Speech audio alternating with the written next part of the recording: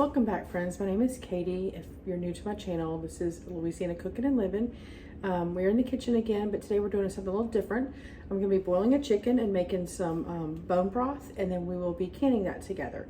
I already have one chicken in my stock pot. This is a 12-quart stock pot. I'm going to go ahead and clean up the other chicken, and we're going to get those in the pot. Okay, so here's our whole chicken. This is what I like to use when I'm making my chicken stock. I like to cut off any excess fat here. Just making sure it's cleaned up. If there's anything we need to cut off of it. When I make my chicken broth, I try to make it a pretty plain flavoring. I don't like to add any special flavors to it so that I can use it in different applications. All right, I think he looks pretty good. So we're gonna get him in the pot. So now we have both of our chickens in the pot, and so what I like to add is some onion, carrots, and celery to my chicken stock, just making it very plain. Like if I was making gumbo, I would add some Cajun seasoning right now. But this is going to be broth that I'm going to can, so I want it to be very versatile, and so I can use it in many different applications. I use it for pasta sauce, I use it for gumbo, like I said. If I'm making a soup, different things like that. So I have my celery here. I'm just cutting the ends off, cut it down to little pieces. I just have a piece of onion left in my fridge and some carrots. So I'm going to add these to the pot. I'm going to add some salt and pepper.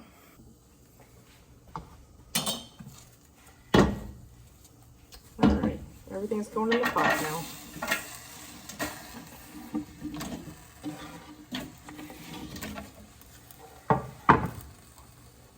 Add some salt and some pepper. The pepper more flavors the chicken right now because whenever you strain your broth, it ends up straining actually the pepper flakes out. So I'm gonna add some water to my pot. You just want to add enough water to cover.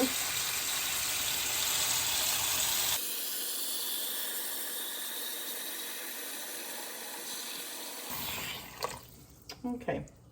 What we're going to do is we're going to bring this to a boil. I have it on high right now. We're going to bring it to a boil.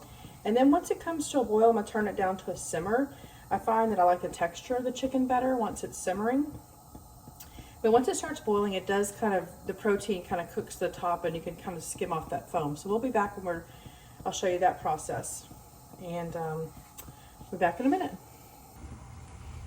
Okay, friends, here we are back, and as you can see, this white foam that comes to the top is the proteins that have cooked out of the chicken. We're just going to skim that off real quick. I know a lot of people are intimidated by boiling and deboning chickens, and it's really not that difficult. It's just time consuming. Some people think it's kind of gross, but I mean, it's food. It's just a chicken.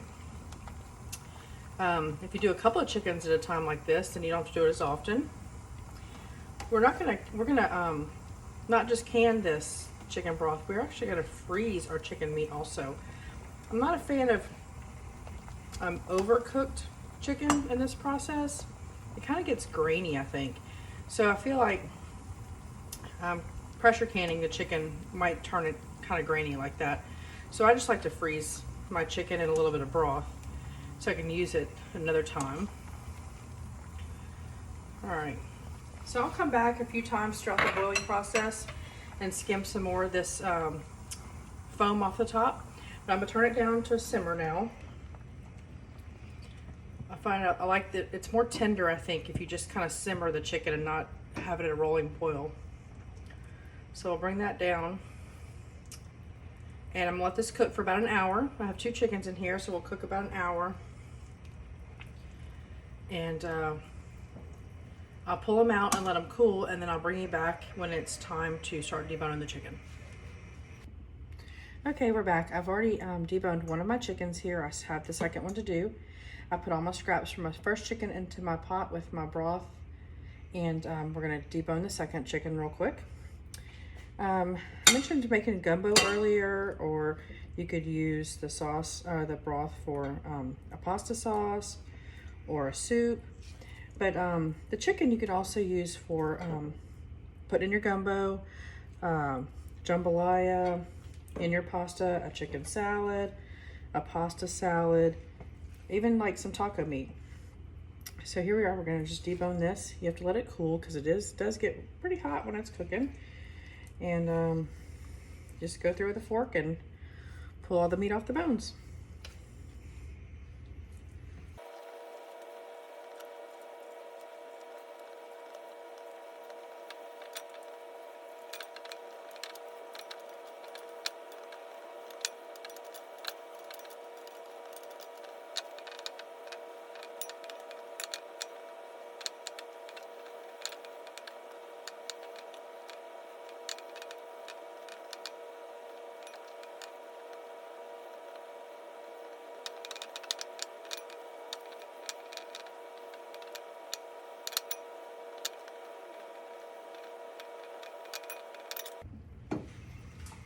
Okay, so the next thing we're gonna do is go ahead and slide the rest of our bones into the pot. Skin, bones, everything.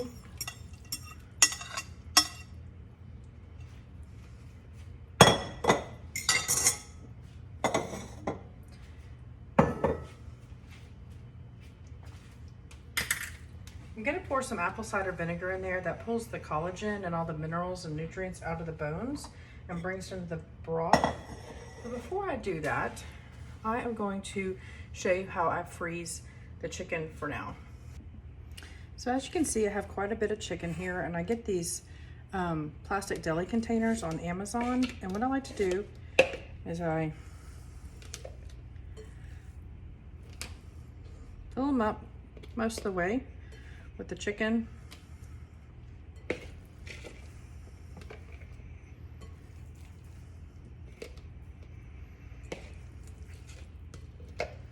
Like this.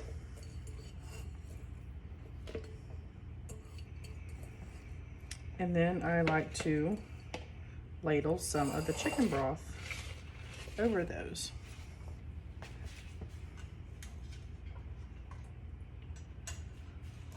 I just put a strainer down over my pot here so I can ladle the broth.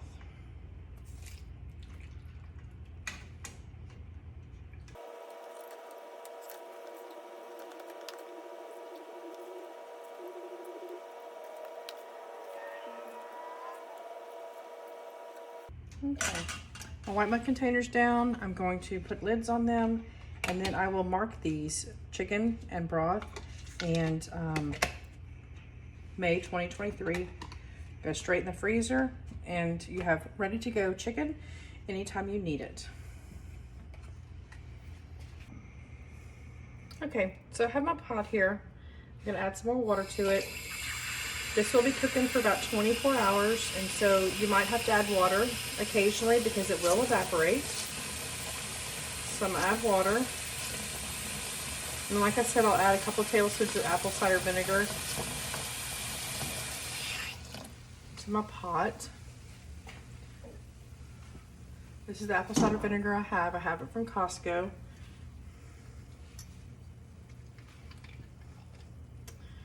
And that'll just help make this broth even that more nutritious. All right, and we will be back tomorrow when this is finished, and we will put these in jars and can them together. So we'll see you back. Okay, we're back now. It's been about 24 hours that our chicken broth has been simmering away. I did leave it on the stove all night. I did add water to it a couple of times. So now we're gonna strain it off, and then we're gonna get it into our jars. Okay, I'm gonna use this strainer here. I'm just gonna ladle straight from the pot into the strainer.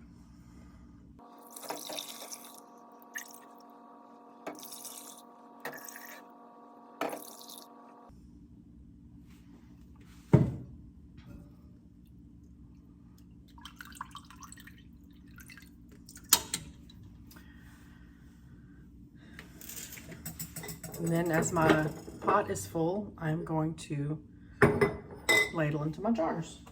I have quart jars here and my little funnel, and we're gonna ladle into the jars. This is the most efficient way I've found to be able to strain off and then to ladle into my jars all at one time.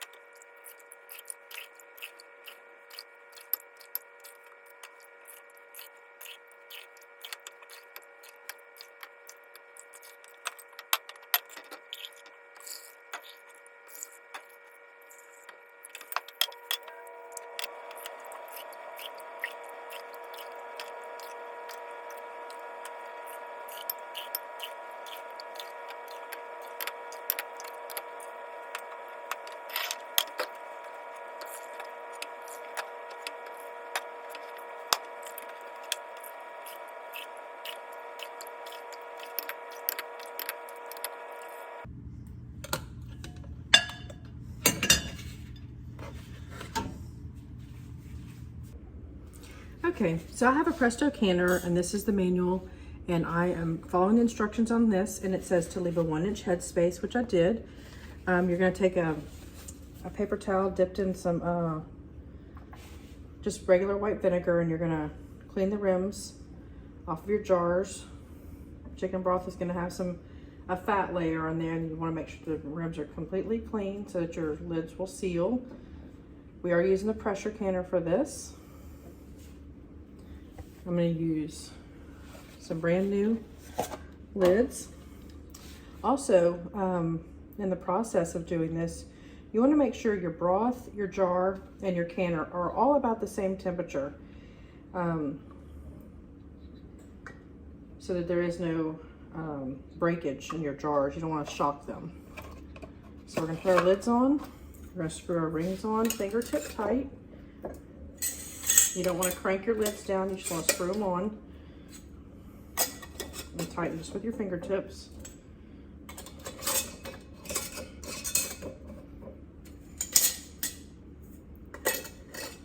So for my elevation, which is the average is 2,000 feet for your elevation, is we are going to pressure can this at 11 pounds of pressure. And these are quart jars, so we're gonna do them for 25 minutes. I can only fit 7 quart jars in my canner. Okay, now we are going to add the rack in the bottom of our pot. This keeps the jars from bouncing against the bottom. We're gonna add our 7 jars.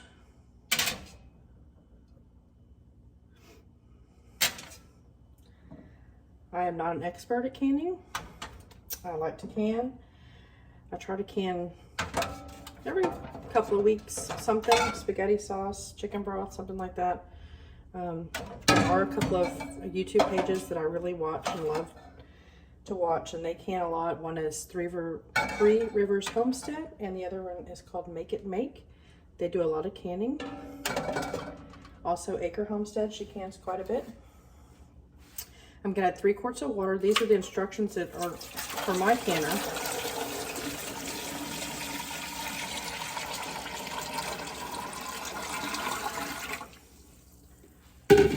I'm also gonna pour the rest of my little vinegar in here. It helps to keep the discoloration, the deposits from your the water onto your jars. We'll turn the flame on.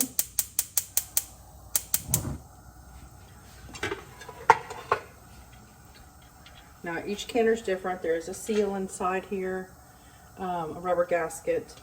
You have to make sure this little guy is going to come out. And oops, put them all here backwards. Just ready to turn my pot around, and then you seal it shut. And turn my pot around so I can see my gauge here. Now, what you do is you have to bring it up to a certain pressure inside the canner. Steam will come out of here. When there's a steady stream of steam coming out of the valve here, you have to wait 10 minutes. And once that does, that's pushing all the air out of the canner out.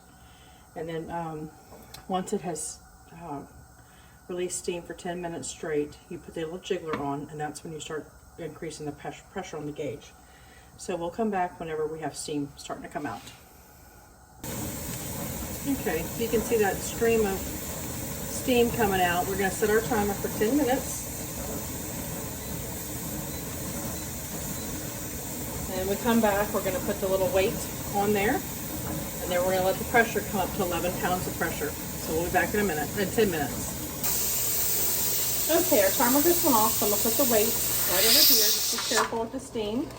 And we're going to watch for the pressure to increase. When it gets up to 11 pounds of pressure, we are again going to set our timer again for 25 minutes. Okay, I'm not sure if you can see there, we're almost up to 10 pounds of pressure. And as soon as we get to 11 pounds, we will turn our timer on for 25 minutes for the quarts. And then we will we'll adjust the temperature on the stove just a little bit, turn it down a little bit so it doesn't get too high of a pressure in there. And then we'll be back. Okay, our timer just went off. So we'll turn my burner off. When the pressure gets down to 0, then we'll take the weight off, and not until then. Then we'll give it 5 minutes of just to calm down, and then we can take the lid off. So we'll be back once the pressure comes back down to 0. Okay, so my pressure came down all the way. I let it sit, and it's been open and cooling off a little bit.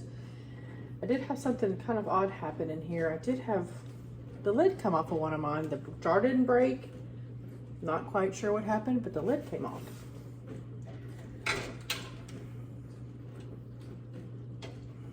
So we're gonna pull them out and set them on this towel.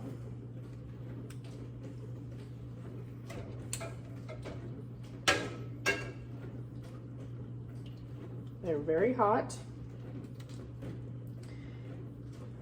If you actually looked close up to them, you would see them still boiling in the jars.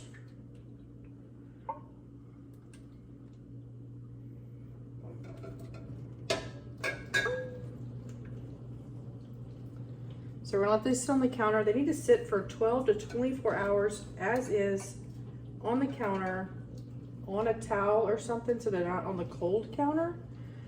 And you want them to kind of just settle down into room temperature on their own. Then you're going to take the rings off. You do not store your jars with the rings on. You will take these off after they've sat for 12 to 24 hours. They should be sealed. Oh, I just heard that one pop. Wipe the jars off, and you just mark the date that you canned it, what it is in the jar, so you don't forget, because you might can something else, a different broth. It might actually look almost the same color, or whatever it is you're making. And that's it. It's that easy. I will put in the description box again that the 3 other YouTube channels that I recommended for canning. They do a lot more canning than me. They're much more versed in it. They understand it better. They do it more often. But if you are interested in continuing to watch my videos, if you'd hit subscribe, and we'd be happy for you to follow along. If you have any comments, suggestions that you want to leave, just leave those down in the comments, and I will put my canner in the description box that I use. It's a Presto canner, and all the items that I use in the rest of the video. And thanks for watching.